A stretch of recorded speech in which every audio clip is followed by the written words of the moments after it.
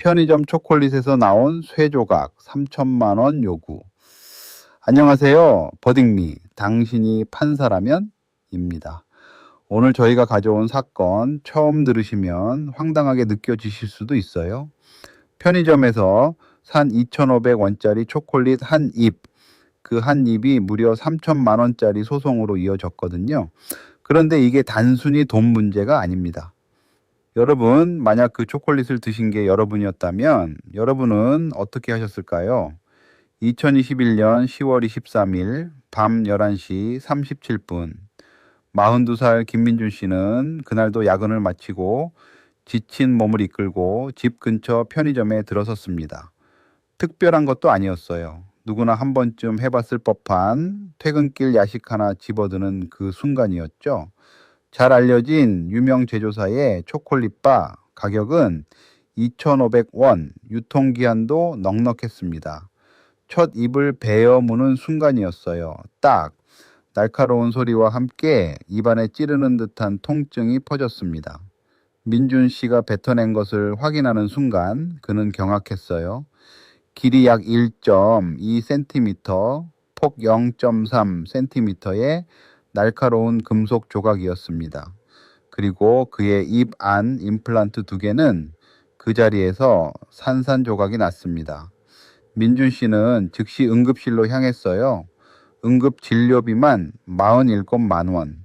담당 치과 의사는 임플란트 재시술이 반드시 필요하다고 했고, 견적은 한 개당 280만 원, 2개 합쳐 560만 원이었습니다. 그런데 여기서 이 사건이 특별해지는 이유가 있어요. 민준 씨, 그는 단순한 소비자가 아니었습니다. 식품업체 품질관리팀에서 무려 15년을 일한 전문가였거든요. 그는 초콜릿 조각과 금속 이물질을 각각 밀봉해서 보관했어요. 편의점 영수증도, 구매 직후 찍은 타임스탬프가 찍힌 사진도, 응급실 기록도, 119 신고 기록까지도 완벽하게 흠 하나 없이 제조사는 처음엔 발 빠르게 움직였습니다.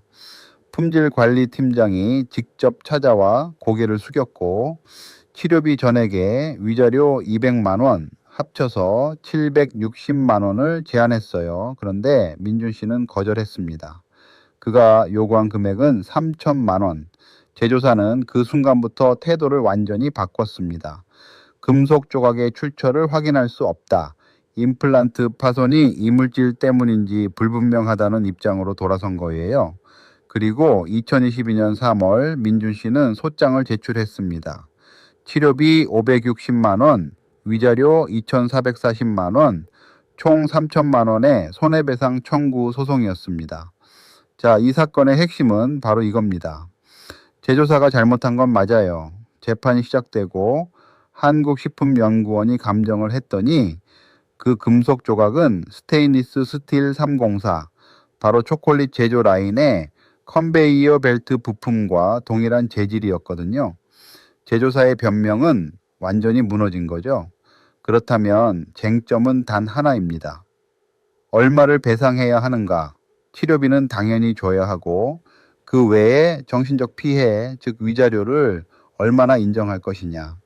그리고 초기에 제대로 대응하지 않은 제조사의 태도까지 금액에 반영할 수 있느냐.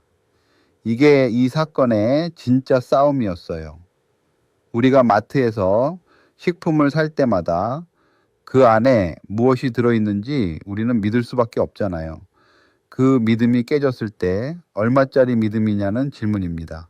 원고인 민준 씨 입장에서 보면 그는 모든 걸 잃었어요.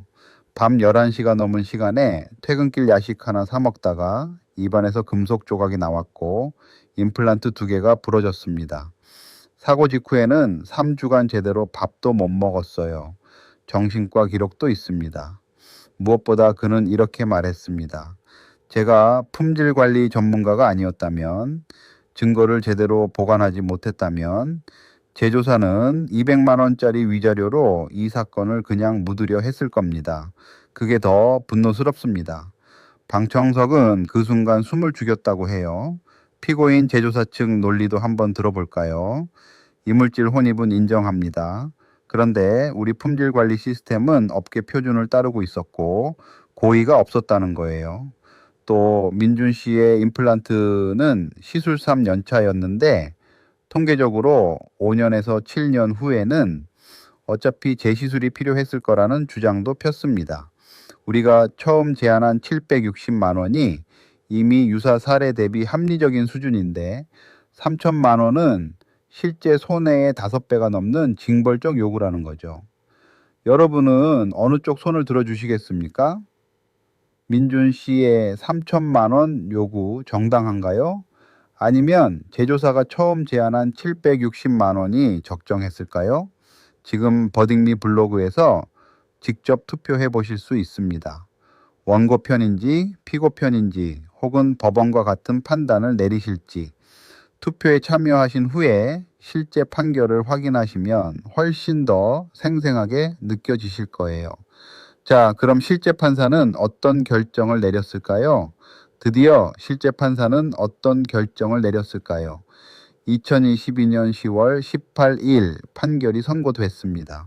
재판부는 제조물 책임법 제3제 따라 제조사의 책임을 명확하게 인정했어요.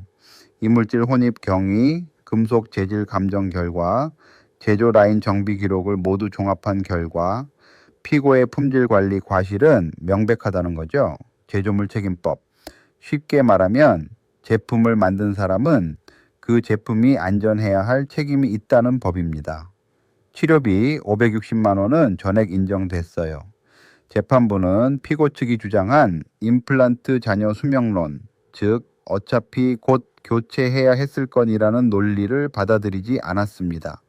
치과 기록상 해당 임플란트는 정상 상태였고 정기 검진에서도 이상이 없었거든요. 치과 의사의 소견서에도 정상적으로는 15년 이상 사용 가능했다고 명시되어 있었습니다. 위자료는 780만 원을 인정했어요.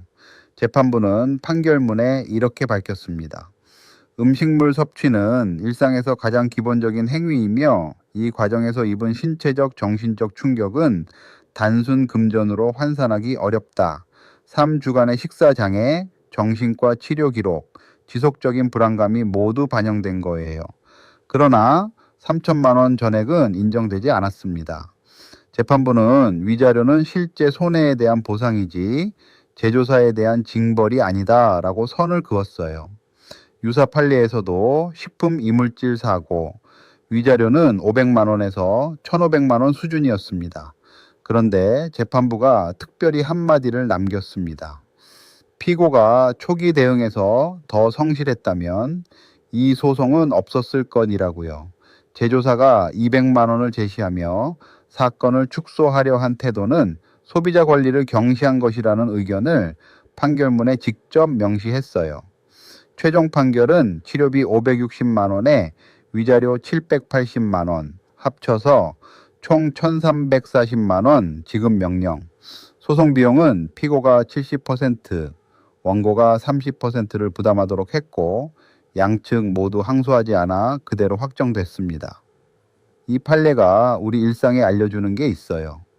첫째, 식품 이물질 사고가 생겼을 때는 즉시 증거를 보관하세요. 이물질, 포장지, 영수증, 사진, 타임스탬프가 찍힌 사진이라면 더욱 좋습니다. 민준 씨가 이걸 할 수 있었던 건 전문가였기 때문이 아니에요. 누구든 마음만 먹으면 할 수 있는 일입니다. 둘째, 제조사가 초기에 합의를 제안하더라도 서두르지 마세요. 특히 신체 피해가 있는 경우 치료가 완전히 끝나기 전에 합의하면 추가 치료비를 청구하기가 어려워질 수 있어요. 셋째, 제조물 책임법은 소비자 편입니다. 제품에 결함이 있었다는 걸 소비자가 일일이 증명하기보다 제조사가 결함이 없었다는 걸 증명해야 하는 구조거든요. 알아두시면 반드시 도움이 됩니다. 당신이라면 어떤 판결을 내리셨을까요? 3천만 원을 전부 인정하셨을까요? 아니면 법원처럼 1,340만 원이 적정하다고 보셨을까요? 여러분의 생각이 궁금합니다. 오늘 에피소드가 흥미로우셨다면 버딩미를 구독하고 주변에도 공유해 주세요. 법은 멀리 있는 게 아니라 2,500원짜리 초콜릿 한 입 속에도 있습니다. 다음 판례에서 만나요.